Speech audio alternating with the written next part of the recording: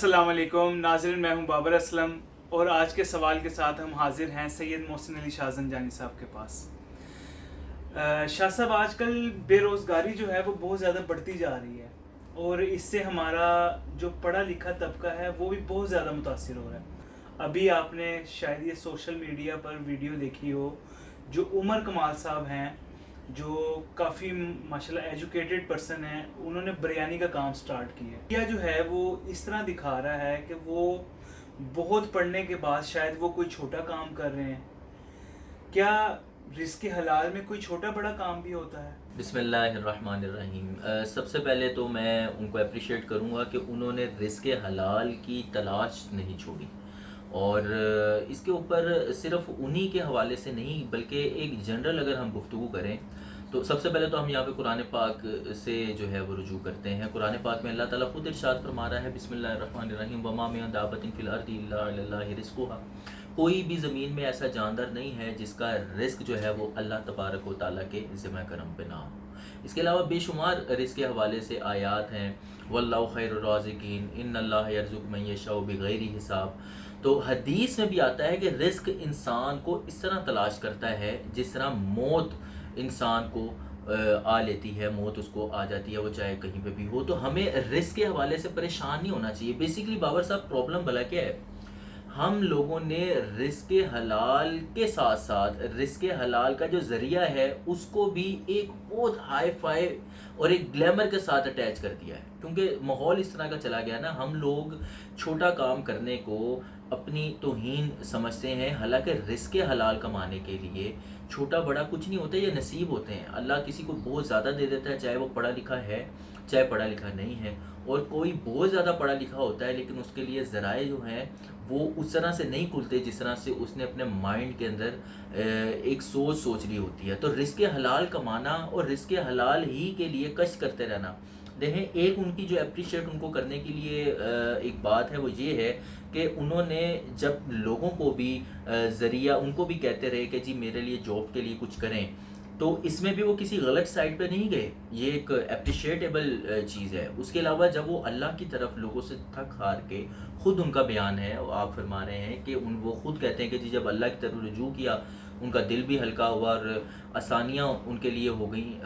Risk हलाल की तरफ। तो भाई एट द एंड तो है तो रब की ज़ात ही ना। तो रब ने जब इरशाद फरमा दिया है कि मैंने तुम्हारे लिए रिस्क हलाल के ज़राए बनाए हैं और मेरे ज़िम्मे करम पर है, कष्ट करना इंसान के ऊपर लाजमी है, कोशिश करना इंसान के लिए लाजमी है, मिलता ज़रूर है। अब वो ज़रिए को राइट साइड से ले ले या गलत साइड से ले ले, तो हमें कोशिश करते रहना चाहिए। और यहाँ पर मैं एक और बात जनरली जो है वो मैं अर्ज़ कर दूँ कि रिस्क हलाल के लिए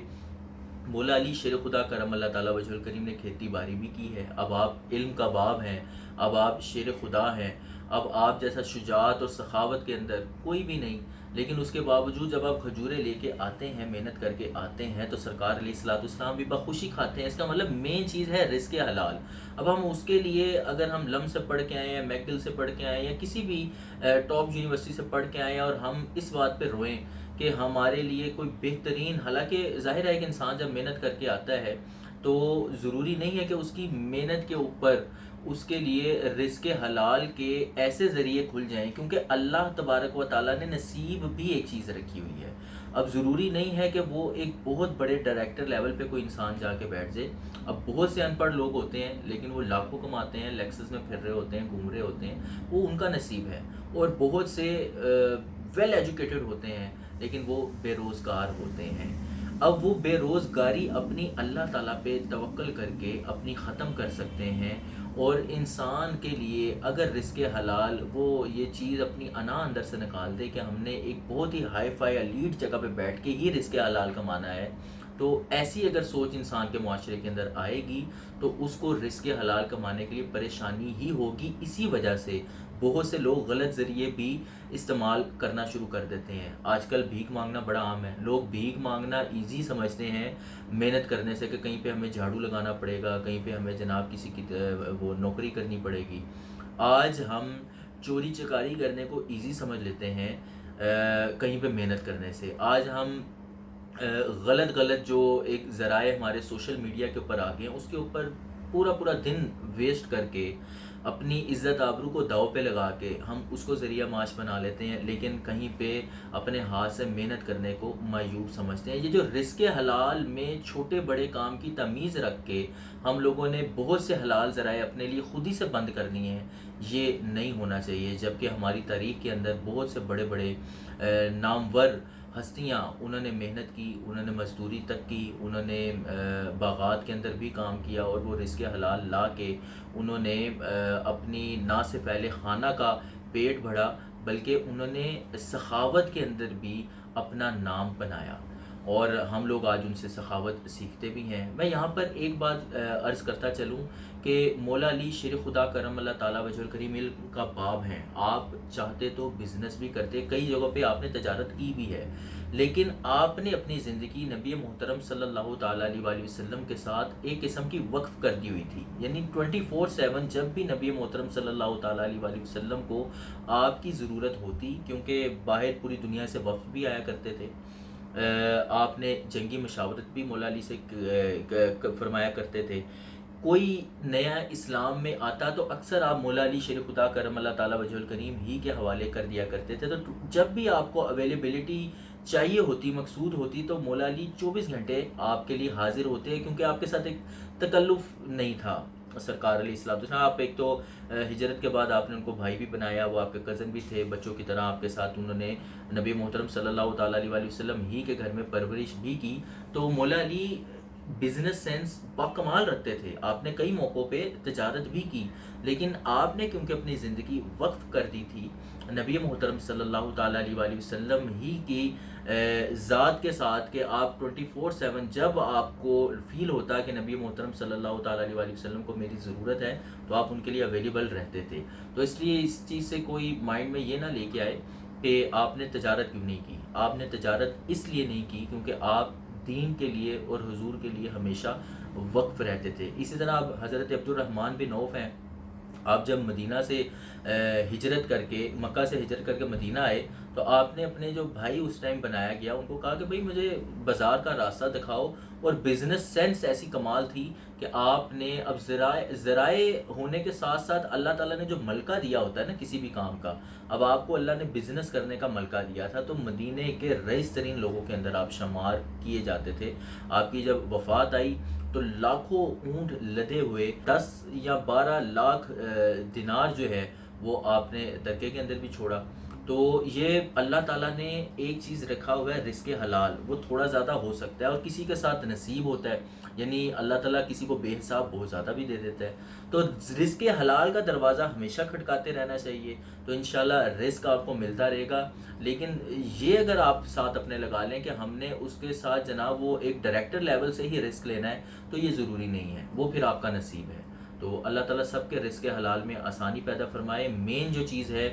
وہ رزق حلال کے اوپر فخر ہونا چاہیے کہ ہم کسی حرام کی طرف نہیں گئے، اور اس چیز پہ میں اپریشیٹ کرتا ہوں عمر احمد صاحب کو کہ انہوں نے اپنے مشکل وقت میں بھی اللہ کو یاد رکھا، اور اس وقت اگر وہ بریانی سیل کر رہے ہیں، یہ بڑا عزت کا کام ہے، تو اس میں کسی بھی قسم کے آنسو بہا کے، اور جو میڈیا کے اوپر بھی بڑا ایموشنل کچھ ایک بیک گراؤنڈ چلاتے ہیں،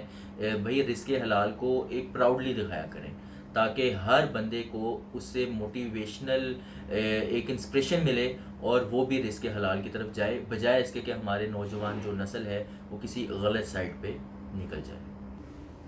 اور شاہ صاحب ایک کوسچن اور بھی تھا آپ سے کہ سید قاسم علی شاہ صاحب جو ہیں ان کو ایک بہت عزت کی نگاہ سے دیکھا جاتا ہے۔ شاہ صاحب ان کی کچھ پرسنل تصویریں جو ہیں وہ وائرل ہوئی ہیں، تو سوشل میڈیا پر لوگ بہت تنقید بھی کر رہے ہیں، بہت عجیب قسم کی باتیں کر رہے ہیں، تو آپ اس بارے میں کیا ارشاد فرمائیں گے؟ بسم اللہ الرحمن الرحیم۔ جی، قاسم علی شاہ صاحب جو ہیں وہ اس قوم کے لیے ایک آج کل جو ہے خاص طور پہ جو نوجوان ہیں، نہ صرف پاکستان بلکہ ان کو انڈیا میں بھی سنا جاتا ہے، بنگلہ دیش میں بھی سنا جاتا ہے۔ میں نے دبئی گیا تھا، میں نے وہاں پہ بھی جو ہماری نہ صرف مسلمان کمیونٹی بلکہ وہاں پہ میں نے انڈینز کو بھی ان کی تعریف کرتے ہوئے دیکھا ہے۔ تو انسان جو ہے نا وہ اللہ تبارک و تعالیٰ نے بھی ارشاد فرما دیا کہ غلطیاں انسان سے ہوتی ہیں، تو ایک دم سے اتنی ہائپ کریٹ نہیں کر دینی چاہیے. میں نے تھیسس لکھا تھا ایم فل کے اندر، عصر حاضر میں ذرائع ابلاغ کے اسلامی اقدار پر اثرات. تو اس کے اندر میں نے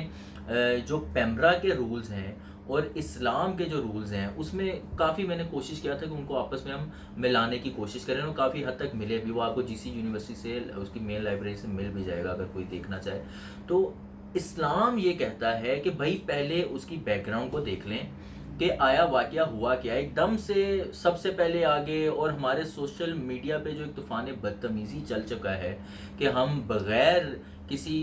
تحقیق کے، بغیر سوچے سمجھے فوراً سے عزتیں اچھالنی شروع کر دیتے ہیں. یہ آخرت میں بہت ہی زیادہ شدید اس کی پکڑ ہے، بہت زیادہ شدید پکڑ ہے. تو ہمیں ایک تو جب ایک بندہ اچھی باتیں کر رہا ہے تو ہم اس کو آسمان پہ اٹھا کے رکھتے ہیں، اور اگر ذرا سی بھی کہیں پہ کوئی ایسی بات نکل آئے جو بظاہر ابھی ہمیں پتہ نہیں ہے وہ واقعی اس طرح کی چیز ہے بھی جو ہم اپنے ذہن کے اندر خیالات بنا کے بیٹھے ہوئے ہیں یا نہیں، اور ہم نے فوراً سے ایک طوفان بدتمیزی اٹھا دیا اور ایک ایسے شخص کو جو کہ سید زادہ بھی ہے اس کی عزت کو پامال کر کے رکھنا شروع کر دیں، یہ بالکل نامناسب اور اخلاق سے گری ہوئی حرکت ہے. تو قاسم علی شاہ صاحب نے خود بھی اس کے اوپر اپنا بیان دے دیا ہے، ہم ان کے بیان کا احترام بھی کرتے ہیں. اور میں یہاں پر یہ اپنی جو ہماری بہنیں ہیں، بلکہ گھر کے اندر جو لڑکے بھی ہوتے ہیں، ظاہر فیملیز کی تصاویر ہوتی ہیں موبائل میں، اور یہ لیک ہونے کا بھی خطرہ ہے. کوئی حاسدین، کو دشمن بھی ایسے ہوتے ہیں جو آپ کا موبائل مس یوز کر لیں. تو اس طرح کے واقعات کسی کے ساتھ بھی ہو سکتے ہیں. تو ہمیں ایک تو ایسے واقعات سے بچنے کے لیے اللہ تعالیٰ سے پناہ بھی مانگنی چاہیے، اور خاص طور پہ وہ لوگ جو ایک ملک کے اندر جن کا ایک نام ہے، لوگ ان کو فالو کرتے ہیں. اس طرح پچھلے دنوں اویس قادری صاحب کے حوالے سے آیا کہ انہوں نے محرم الحرام میں اپنے بیٹے کا جو ہے وہ ولیمہ کیا. آپ نعت خانوں کے اندر ایک لیڈ ہے، آپ کا بڑا احترام ہے، لوگ آپ کو فالو کرتے ہیں، اور آپ کے کلام سن کے اہل بیت کی محبت جو ہے وہ دل کے اندر پیدا ہوتی ہے. تو ہم آپ کا عزت احترام بہت زیادہ کرتے ہیں. لیکن اگر وہ 2-4 دن اگر ہال نے ڈیٹ دے بھی دی تھی تو 2-4-5 دن اگر آگے چلی جاتی تو وہ زیادہ مناسب ہوتا، بجائے اس کے کہ ایک طوفان بدتمیزی جو میڈیا کے اوپر چلا اور بہت سے لوگوں نے اس طرح کے الفاظ بھی ادا کر دیے اویس قادری صاحب کے بارے میں جو کہ نہیں کرنے چاہیے تھے. تو ہم ان الفاظ کی بھی حمایت بالکل نہیں کرتے، اور ہم اس ایکٹ کو بھی بالکل ایگری نہیں کرتے کہ جی ان دنوں میں اگر ہال نے ڈیٹ دے دی تھی وہ 3 دن آگے بھی جا سکتی تھی. کوئی ایسی بات نہیں ہے، کیونکہ لوگ آپ کو فالو کر رہے ہیں، لوگ آپ کے ایکٹ کو اپنی زندگی کے اندر عملی جامہ پہنانے کے لیے تیار بیٹھے ہیں، آپ سے لوگ محبت کرتے ہیں. تو جو بھی بڑے بڑے نام ہیں ملک کے، ان کو کوشش کرنی چاہیے کہ وہ دیکھیں کہ ہماری اب ذات پبلکلی دیکھی جاتی ہے، ہمیں لوگ فالو کرتے ہیں، اور لوگ ہم سے کوئی ایسی چیز توقع نہیں کر رہے جو ان کے جذبات کو مجروح کرے. تو جب اللہ تعالیٰ عزت دیتا ہے تو پھر اس عزت کو جو لوگوں کے دلوں میں بھی ہے اس کو قائم رکھنے کے لیے ہمیں اپنے ایکٹس کو اس طرح سے کرنا چاہیے جس طرح ہمارا معاشرہ ہم سے ڈیمانڈ کر رہا ہے. اللہ تعالیٰ سے دعا ہے کہ اللہ تعالیٰ سب کی عزت آبرو کی حفاظت کرے، چاہے کوئی مرد ہے، کوئی عورت ہے، ہر ایک کی عزت جو ہے وہ بہت زیادہ قیمتی ہے. اور عزت بنانے میں بڑا ٹائم لگتا ہے، لیکن گنوانے میں فوراً سے جو ہے وہ 1 سیکنڈ لگتا ہے.